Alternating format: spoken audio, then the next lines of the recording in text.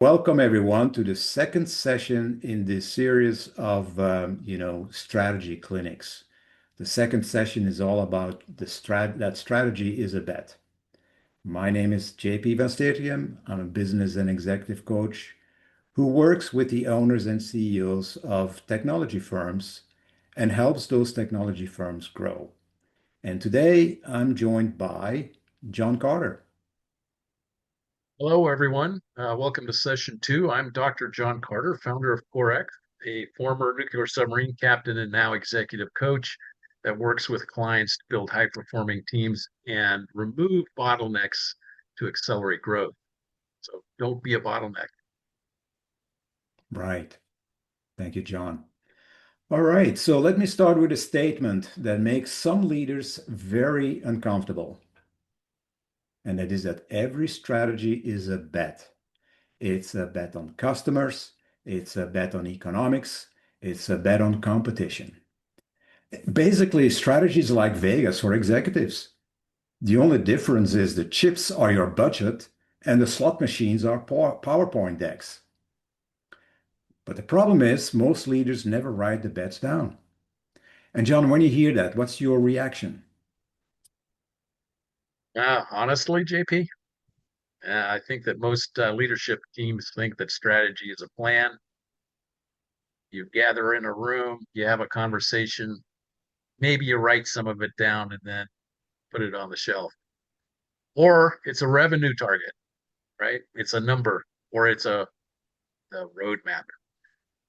But they rarely think of it as a set of assumptions that could be wrong, right? Everything is underpinned by the assumptions that you make during the planning process for your strategy, which is kind of like building a house and saying, we're pretty sure gravity will keep working here. Exactly.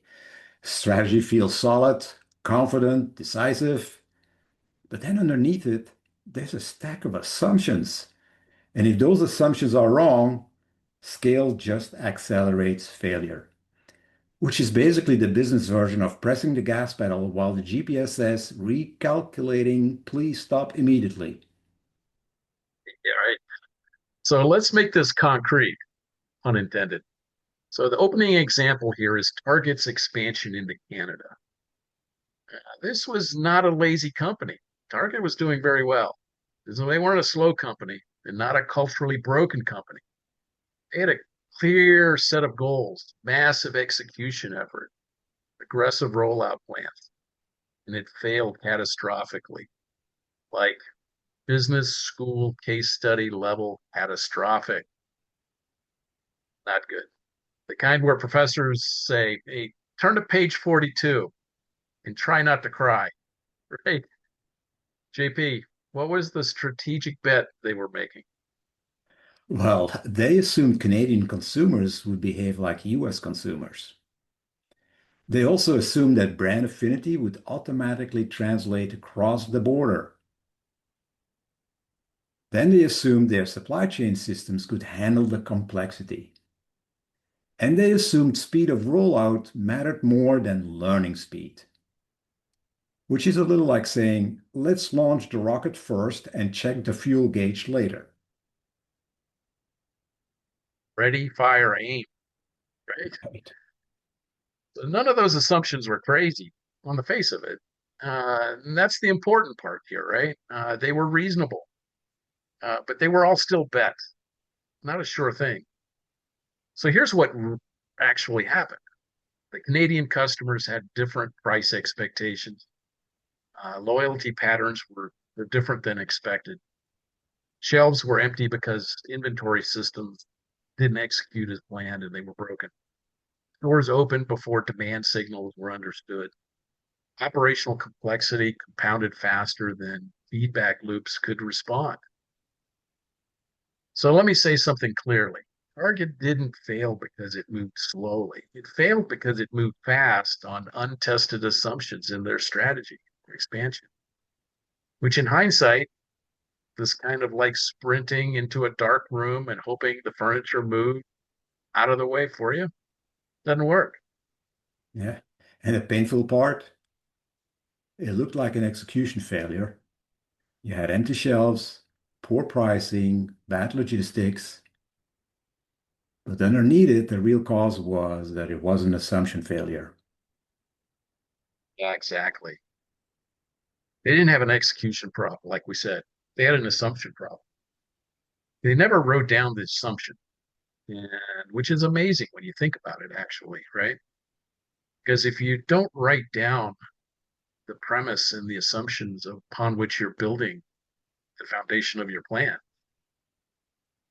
they become corporate folklore. You know, we've always believed Canadians love Target, right? Right. And here's the unavoidable point for everyone listening. Okay. Strategy is a bet on reality. And if that bet is wrong, the strategy will break, it will fail. And if the bet is unwritten, well, it cannot be tested. So, John, what happens when assumptions stay implicit? Implicit equals invisible. They become invisible. You can't challenge them. Everyone has a different understanding of what they might be. You can't stress test them. You can't assign ownership to validate them. So you end up arguing about execution instead of diagnosis. We've all been in boardrooms like that. Man, I still shiver when I think about it. Which is the corporate version of arguing about whose turn is it to drive? Where's the car? Why is the car already in the ditch? Yeah, that's the trap.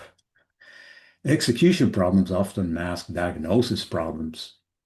So, like leadership team saying, "Hey, we just need to be better, or we just need better accountability, or we need stronger sales discipline, or we need tighter operations."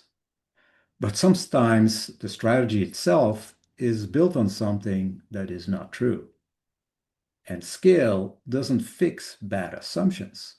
Scale amplifies them. It's like putting a microphone in front of someone who doesn't know the lyrics. That never sounds good, right, JP? Yeah. So let's make this practical. Here's a simple tool you can use immediately. So let's do this right now. I call it the three must be true assumptions. Every strategy depends on three categories of assumptions. First category is about the customer. Second category of assumption is about the economics. And the third is about alternatives or your competition. If these aren't true, your strategy will break. So, JP, can you please walk us through what that looked like in the Target case? Yeah, well, in the case of targets, so if we look at the customer assumption, right? The customer assumption was Canadians will value Target the same way Americans do. Their assumption about economy was that pricing and margin structures will translate cleanly from the US to Canada. An alternative assumption is consumers won't default back to existing retailers. And all three were wrong, or partially wrong.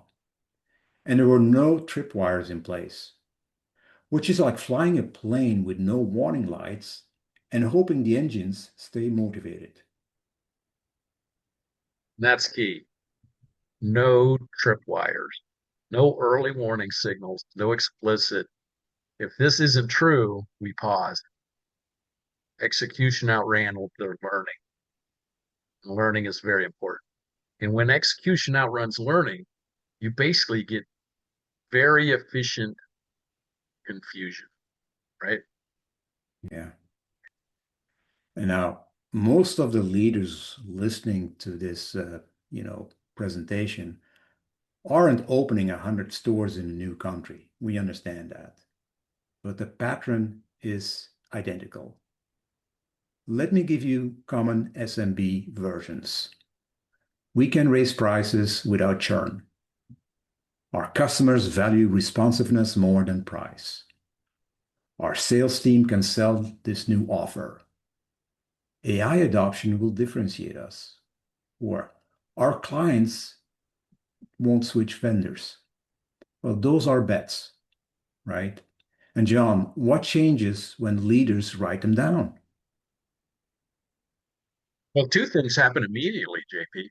First, it becomes discussable, right? Second, it becomes testable.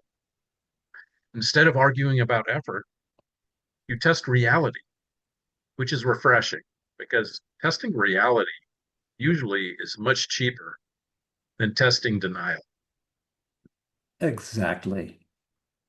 When assumptions are written down, they become hypotheses. And hypotheses can be validated early, before scale compounds error, which is much nicer outcome than discovering the problem during the quarterly earnings call. So, in closing, here's the challenge for everyone listening. Before you launch the next initiative, before you hire, before you invest, ask this question: what must be true for this strategy to work? Write down three things. One assumption about the customer, the second about the economics, and the third about the alternative competition. Those aren't true and continue to be true. That's when your strategy breaks. So, JP, any final thought? Yeah, so leaders don't usually fail because they lack ambition. They fail because they scale before they learn. And learning only happens when assumptions are explicit. Right, exactly. And that's the heart of this session. Strategy is not a goal, it's not a slide deck. It's a coordinated set of choices based on assumptions about reality. And those assumptions aren't visible. If they aren't visible, you can't test them. And if you can't test them, execution becomes a theater. Nobody wants their strategy meeting to feel like improv night, right? So in the next session, we'll build on this and look at how to install tripwires, those important tripwires. So learning keeps pace with ambition. So again, in conclusion, I am Dr. John Carter, founder of CoreX. I'm a former nuclear submarine captain, now executing executive coaching with my clients and work to build high performing teams and removing bottlenecks to accelerate growth in your organization. So don't be a bottleneck. And I'm JP Van Steegem, business and executive coach, working with the owners and CEOs of high-tech firms, helping them scale their business. Thanks for joining us today.